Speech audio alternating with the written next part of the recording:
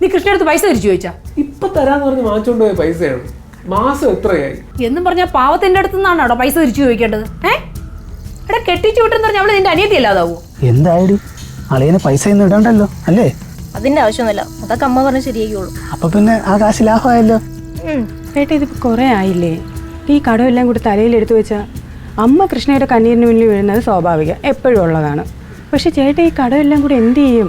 അവിടുത്തെ അമ്മയുടെ ചേച്ചിയുടെ മോനും ഭാര്യയും വരും അവരെ കൊച്ചിന്റെ ബർത്ത്ഡേ വിളിക്കാനായിട്ട്. എൻ്റെ അമ്മ വലിയ കുടുംബക്കാരാ, അവരവരുടെ തരത്തിനൊത്തരം മാത്രമേ വിളിക്കുന്നുള്ളൂ. എന്നാടിയാ കൊച്ചിന്റെ ബർത്ത്ഡേ?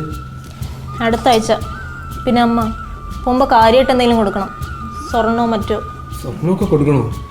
നമ്മൾ അവിടെ അത്രയും അടുത്ത ബന്ധുക്കളൊന്നും അല്ലല്ലോ. അതിൻ്റെ ആവശ്യമുണ്ട്, അല്ലെങ്കിൽ തറവാടിൻ്റെ പേരിന് തന്നെ കളങ്കമല്ലേ അത്. ഈ മാലയും തരാൻ പറ്റും. ഇനി ഇതും കൂടെ ഉണ്ടായിരുന്നുള്ളൂ ബാക്കി. എന്തേ എങ്ങോട്ട് പോകുന്നു? വീടുകാരെ മുങ്ങി നടക്കുമല്ലേ? ജോണ കുറച്ച് ടൈറ്റ് ആയി പോയി, അതാണ്. എടാ നീ സാധനം വെച്ചിട്ട് പോകുന്ന ഞാൻ കണ്ട്. നീ എന്നെ കൂടുതൽ പറ്റിക്കല്ലേ?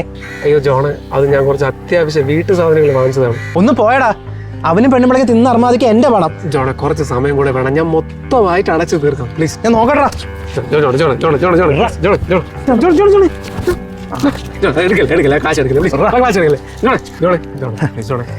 അപ്പൊ പലിശയും കുറച്ച് മുതലും കിട്ടി. പൈസ എടുക്കില്ല.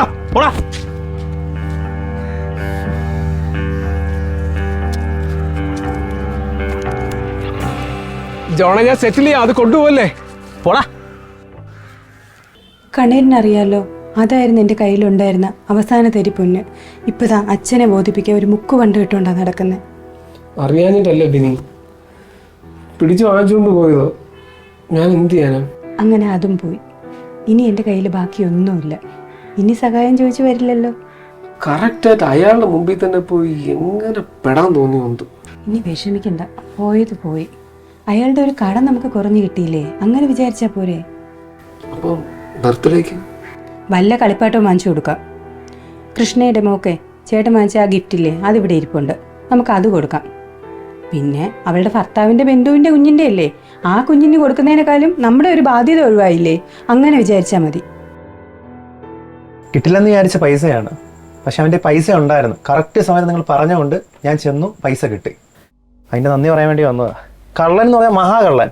പിന്നെ ബിസിനസ്സിൻ്റെ എന്തെങ്കിലും ആവശ്യം ഉണ്ടെങ്കിൽ എന്നോട് ചോദിക്കാൻ മറക്കരുത്, പൈസ വരാനായിട്ട്. ശരി എന്നാ പോട്ടെ. കൃഷ്ണ, എന്തായാലും അക്കാര്യത്തിലൊരു തീരുമാനമായി. നിന്റെ അമ്മ വിളിച്ച് അവൻ സ്വർണം പണയം വെക്കാൻ പോയ കാര്യം പറഞ്ഞതുകൊണ്ട് നമ്മൾ ഇക്കാര്യം സമയത്ത് അറിഞ്ഞു. അതുകൊണ്ട് ജോണിനെ വിളിച്ച് പറയാനും പറ്റി. ഇനിയിപ്പോൾ അവിടെ ചില പൊട്ടലും ചീറ്റലും ഒക്കെ നടക്കും. നോക്കാം, ബാക്കിയുള്ളതൊക്കെ നമുക്ക് വഴിയെ പ്ലാൻ ചെയ്യാം. ഇടാ നാണക്കേട്, ഒന്നും കൊടുക്കാതെ പോണേനേക്കാൾ നല്ലതേ പോകാതിരിക്കുന്നതാ. അവരിവിടെ വന്ന് വിളിച്ചിട്ട് പോകാതിരുന്നാലേ അവക്കാ നാണക്കേട്. നീ ഒരു കാര്യം ചെയ്യും, കുറച്ച് എവിടെന്നെങ്കിലും കുറച്ച് കടമെങ്കിലും വാങ്ങിക്കും. അമ്മ അത് ചേട്ടൻ ഒന്നും മിണ്ടാതിരുന്നേ. ആരടയ്ക്കും അമ്മ അത്? ഇവിടെ ഉള്ള കടയെ അടച്ചു തീർന്നിട്ടില്ല. അത്യാവശ്യത്തിനൊന്ന് പുറത്തു പോകണമെങ്കിൽ ഒരു വണ്ടിയില്ല, അതും കടക്കാർ കൊണ്ടുപോയി. എൻ്റെ അച്ഛൻ എടുത്തെന്ന വണ്ടിയാ. കൃഷ്ണയെ കെട്ടിച്ച കട ഇവിടെ തീർന്നിട്ടില്ല. അമ്മ ഇത് എന്തറിഞ്ഞിട്ടാ പറയുന്നേ? അവളെ നാടക്കാൻ പറയടാ. ബിനി, നീ അമ്മയെടുത്ത് ഇങ്ങനെ ഒന്നും സംസാരിക്കാതെ. ഇല്ല, ഇനിയെങ്കിലും പറയണം. നിങ്ങളുടെ ടെൻഷൻ ഞാനല്ലേ കാണുന്നേ. ഇവിടെ ഇരുന്ന് എല്ലാവർക്കും അങ്ങ് ഓർഡർ ഇട്ടാൽ മതി. അവളെ കുടുംബമല്ല നമ്മളത്, ഞങ്ങളെ കുടുംബത്തിനെ കുറച്ച് നിലയും വിലയുള്ളതെന്ന് പറഞ്ഞു കൊടുക്കണം അവൾക്ക്. നിലയും വിലയും ഇവിടെ എല്ലാവർക്കും അതാണ് വലുത്. ഈ മനുഷ്യൻ ഇവിടെ കിടന്ന് ഉരുകി തീരുന്നത് ആരും കാണുന്നില്ല. അമ്മയ്ക്കും കൃഷ്ണയ്ക്കും അതൊന്നും കാണണ്ട. ഇവിടുത്തെ എല്ലാ ആവശ്യവും എൻ്റെ ഏട്ടൻ നോക്കണം. പാല്, പത്രം, അമ്മയുടെ കാര്യം, എൻ്റെ കാര്യം, പിന്നെ കെട്ടിച്ച് വിട്ട പെങ്ങളുടെ കാര്യം. അവക്കാണെങ്കിൽ ഒരു വണ്ടിയുണ്ട്, എന്നാലും അവള് വണ്ടിയിൽ വരൂല. ഓട്ടോ കാശും ചേട്ടൻ കൊടുക്കണം. എന്തോന്നിത്? അവൾ എന്നോട് എതിർത്ത് സംസാരിക്കാനായാ? നീ എന്നോട് നോക്കിക്കൊണ്ട് മിണ്ടാ നിൽക്കുന്നേ? വീട്ടിലെ പൈസ ഇല്ലെങ്കിൽ അതിൻ്റെതായ രീതിക്ക് ജീവിക്കണം. ഇത് അമ്മയ്ക്ക് നോക്കും, അതൊന്നും അറിയണ്ട. എൻ്റെ ഏട്ട ഇത്രയും കഷ്ടപ്പെടുന്നു, അവളൊന്ന് തിരിഞ്ഞു നോക്കാറുണ്ടോ?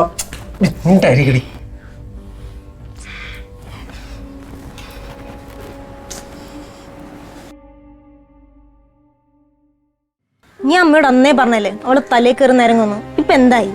എടി അവളെ മാല പോയില്ലേ, അതിന് ദേഷ്യം തീർത്തായിരിക്കും എൻ്റെ അടുത്ത്. അല്ലെങ്കിൽ അവൾ ആര് അമ്മയുടെ ദേഷ്യപ്പെടാൻ? ഈ വീട്ടിലെ അമ്മ ആര്, അവളാര്? അവളെന്താ നിലമറന്ന് കളിക്കുന്നേ? അതും ശരിയാ, അവൾ എനിക്കെതിരെ നാവുയർത്തിയത് ശരിയായില്ല, അതെനിക്കറിയാം. അമ്മ, ഇതിനൊക്കെ അവളെ കൊണ്ട് അമ്മ മാപ്പ് പറയിക്കണം. മിനിമം അതെങ്കിലും ചെയ്. ഇവിടുത്തെ കാര്യങ്ങളൊക്കെ അറിഞ്ഞിട്ട് രാജേട്ടൻ അവിടെ ചൂടായിരിക്കുക.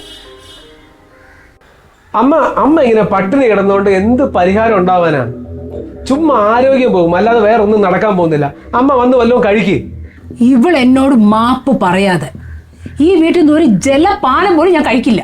ഞാൻ തെറ്റ് ചെയ്യാതെ ഞാൻ എന്തിനാ മാപ്പ് പറയുന്നേ? മാപ്പ് പറയാൻ എനിക്ക് സൗകര്യമില്ല.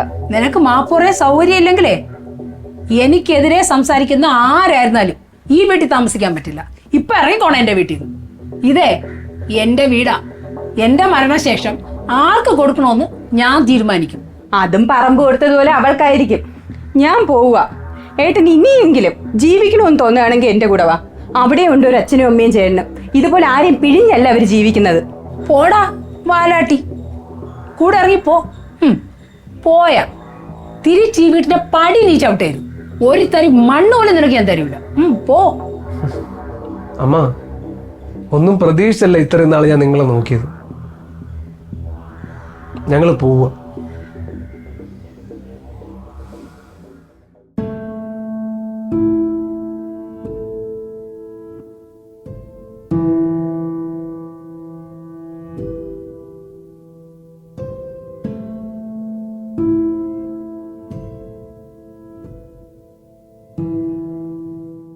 മോളെ, വീട്ടിലെ സാധനങ്ങളൊക്കെ തീർന്നടി.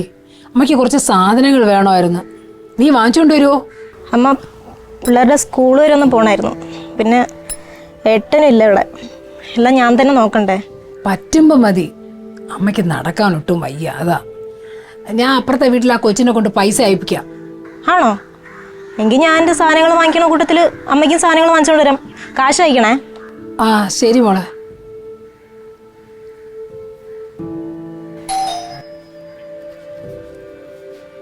എന്താ? പുറത്തേക്ക് ഇറങ്ങുവാണോ? ആ, പുറത്തേക്ക് പോകാൻ പോവാ.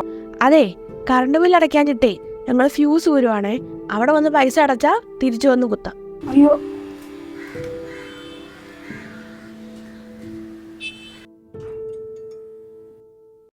കറണ്ട് ബില്ലിൻ്റെ പൈസ അയച്ചത് അത്യാവശ്യമായിട്ടൊന്ന് മറക്കേണ്ടി വന്നു. അതുകൊണ്ടാ. പിന്നെ അവളുണ്ടായിരുന്നെങ്കിൽ ഈ പ്രശ്നമൊന്നും ഉണ്ടാവില്ലായിരുന്നല്ലോ. അവൾക്ക് എന്തൊരു അഹങ്കാരമ്മ. വന്ന് കയറി അന്ന് തൊട്ട് തുടങ്ങിയതാ എന്നോടുള്ള പ്രശ്നം. പിന്നെ അവന് എന്നെ നിന്ന് അകറ്റുകയും ചെയ്തു. എന്നാലും കല്യാണം കഴിഞ്ഞപ്പോൾ എല്ലാം മാറി. ഇന്നലെ വന്നവളെ കണ്ട് അവ ഇറങ്ങിപ്പോയി തൊട്ട് ശരിയായില്ല. എന്നാലും ഇനി വീട്ടിലെ കാര്യങ്ങളൊക്കെ ആര് നോക്കും? അതിനെനിക്ക് നീയില്ലേ. ഈ വീട് അവൻ എഴുതി കൊടുക്കണമെന്ന് ഞാനൊന്ന് ആലോചിക്കട്ടെ. അച്ഛ വീട്ടിൽ പോയ പോങ്ങനല്ലേ അവൻ. അവരവന് ഉരുട്ടിയും കൊടുക്കും. വീട്ടിലാകെ ബുദ്ധിമുട്ടാണ്. ഏട്ടൻ ആ ബിസിനസ് വിട്ട് പുതിയ എന്തോ തുടങ്ങാന്ന് പറഞ്ഞുകൊണ്ടിരിക്കുക. പിന്നെ പിള്ളേരൊക്കെ വളർന്നു വരല്ലേ. എന്താ ചെലവ്? മറ്റേത് വിടണ്ടടി. എത്ര ബിസിനസ് വേണമെങ്കിലും തുടങ്ങാമല്ലോ. അത് ഈ കുടുംബത്തിനൊരു അഭിമാനമല്ലേ. അമ്മ, ആ ബിസിനസിന്റെ കാര്യം അതിന് കുറച്ച് കാശ് വേണം. അമ്മ എങ്ങനെയെങ്കിലും ഒന്ന് സഹായിക്കുമോ? എൻ്റെ കയ്യിൽ വരുന്നതിൻ്റെ പങ്കൊക്കെ ഞാൻ നിനക്ക് അയക്കാറില്ലേ. എന്നിൽ ഒരു നീക്കിയിരിപ്പും ഇല്ല മോളെ. നീ ആ കണ്ണനോട് അവനോടൊന്നും എന്ന് പറ. അവന്റെ അടുത്തൊന്നും പോയി ഞാൻ ചോദിക്കില്ല. അവ അച്ഛ വീട്ടിൽ പോയി നിൽക്കല്ലേ അമ്മേനെ കളഞ്ഞിട്ട്. ഛേ, അഭിമാനമുള്ള ആരെങ്കിലും അങ്ങനെ ചെയ്യൂ? എൻ്റെ ഏട്ടൻ അമ്മയുടെ അടുത്ത് എത്ര സ്നേഹം ഉണ്ടെങ്കിലും ഇവിടെ ഒന്നും നിൽക്കില്ലല്ലോ. പിന്നെ വേറൊരു കാര്യം കൂടെ ഉണ്ട്. അമ്മ ഈ വീട് പണയം വെച്ചിട്ട് എനിക്കൊരു ലോൺ ശരിയാക്കി തരണം. വീടോ? അപ്പൊ ഞാനോ? അമ്മ ടെൻഷൻ അടിക്കണ്ട. അമ്മ വേണമെങ്കിൽ നമ്മുടെ വീട്ടിൽ ഒന്ന് നിൽക്ക്. പിന്നെ ബിസിനസ് ഒന്ന് പച്ച പിടിച്ച് വരുമ്പോൾ ചേട്ടൻ എല്ലാം എടുത്ത് തരും. അമ്മയ്ക്ക് പിന്നെ പ്രായ കൂടുതലായില്ലേ. അതുകൊണ്ട് അമ്മയുടെ പേരിൽ ലോൺ കിട്ടുമെന്ന് തോന്നില്ല. അമ്മ ഒരു കാര്യം ചെയ്യും. വീട് എൻ്റെ പേരിൽ എഴുതി തന്നിട്ട് ഞാൻ ലോൺ എടുക്കാം. എന്നിട്ട് ലോൺ തിരിച്ചടയ്ക്കുമ്പോൾ അമ്മയുടെ പേരിൽ തിരിച്ചെഴുതി തന്നാ പോരെ? ശരി, ഒരു നല്ല കാര്യത്തിനല്ലേ. അവനെ ഒരു മൊണ്ണയായിപ്പോയി. രാജെങ്കിലും രക്ഷപ്പെട്ടിട്ട്. അമ്മേ, ആ മോനെ രാജ് വാ. അറിഞ്ഞായിരുന്നോ ഞാനൊരു പുതിയ ബിസിനസ്സൊക്കെ തുടങ്ങാൻ ആലോചിക്കുന്നുണ്ട്. കണ്ണം പോയല്ലോ. ഞാൻ ആലോചിക്കുമായിരുന്നു അമ്മ ഇനി ഇവിടെ ഇങ്ങനെ ഒറ്റയ്ക്ക് ഇരിക്കണ്ട, കടയിൽ വന്നിരിക്കാം. ഞാനും അവളും ഉണ്ടല്ലോ കൂട്ടിന്. കൃഷ്ണ എല്ലാം പറഞ്ഞു പോലെ എല്ലാം നന്നാവും, ശരിയാവട്ടെ. മോ വാ ഇരിക്കേ, ഞാൻ വെള്ളം എടുത്തോളൂ.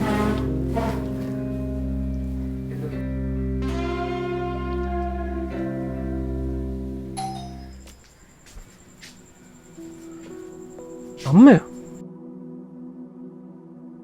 എന്തുപറ്റി അമ്മ ഈ സമയത്ത്? എല്ലാം ഓക്കെ അല്ലേ ഇടി? ആ, ഞാൻ അമ്മയോടെ എല്ലാം പറഞ്ഞിട്ടുണ്ട്. അമ്മ എൻ്റെ പേരിലെല്ലാം ഇത് തരും. എഴുത്തരും. അങ്ങനെയാണെങ്കിൽ നമ്മൾ വിചാരിച്ചതിനേക്കാളും കുറേ വരുമെന്നാണ് തോന്നുന്നത് എല്ലാം കൂടെ. പക്ഷേ എഴുതി കിട്ടിക്കഴിഞ്ഞാൽ എന്തു ചെയ്യും നിൻ്റെ അമ്മയെ? എൻ്റെ വീട്ടിൽ ഇവർ രണ്ടുപേരും കൂടി ഒത്തുപോവില്ല. ആദ്യം അവിടേക്ക് കൊണ്ടുപോവാം. പിന്നെ ലോണിന്റെ എന്തെങ്കിലും കഷ്ടപ്പാടൊക്കെ പറഞ്ഞ് വല്ല ഓൾഡ് ഏജ് മേലും ഉണ്ടാക്കാം.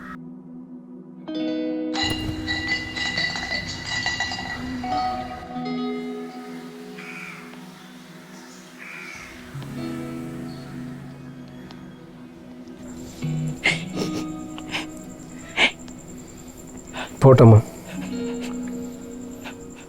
അവക്കുള്ളത് ഞാൻ കൊടുത്തോളാം.